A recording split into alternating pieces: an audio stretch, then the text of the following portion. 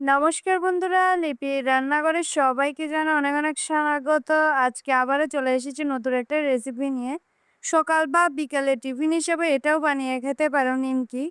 এবং ঘরে থাকলে তো ইচ্ছে করে বানিয়ে এভাবে রেখে দিলে যখন মন চায় তখন খেতে পারবে। তো চলো আজকে রেসিপিটা দেখা যাক। আজকে আমি বানাতে যাচ্ছি নিমকি, এক কথায় আমরা বলি চটফটি।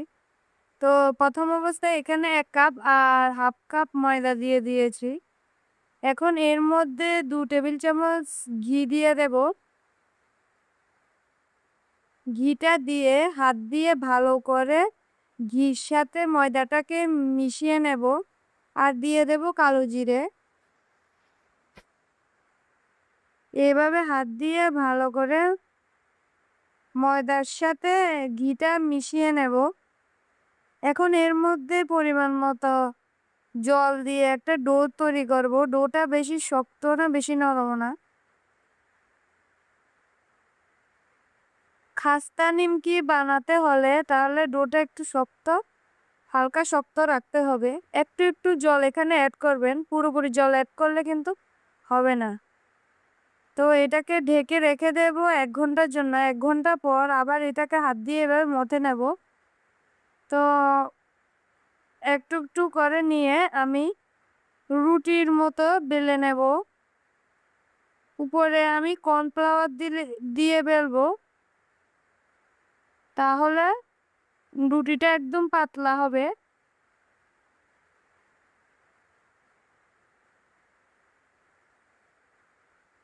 এভাবে পাতলা করে করে বেলে নেব এবং একটা ছুরির সাহায্যে নিমকির সাইজ দিয়ে দেব।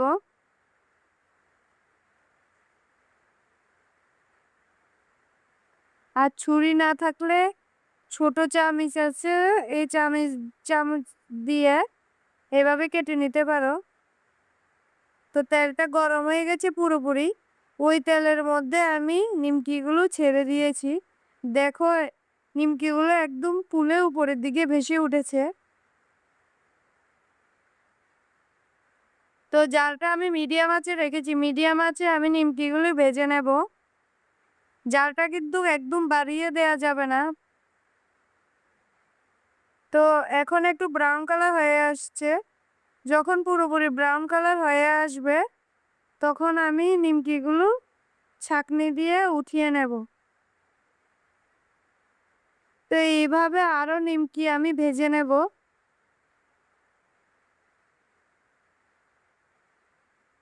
একদম দোকানের থেকে খুবই স্বাদের এই নিমকি একবার বাড়িতে বানিয়ে ট্রাই করে দেখবেন। খেতে কিন্তু খুবই ভালো লাগে। সেম আবার আমি ভেজে নিচ্ছি নিমকিগুলোই। আমার এই রেসিপিটা যদি তোমাদের ভালো লাগে তাহলে আমার চ্যানেলটিকে লাইক এবং সাবস্ক্রাইব করতে একদম ভুলবে না।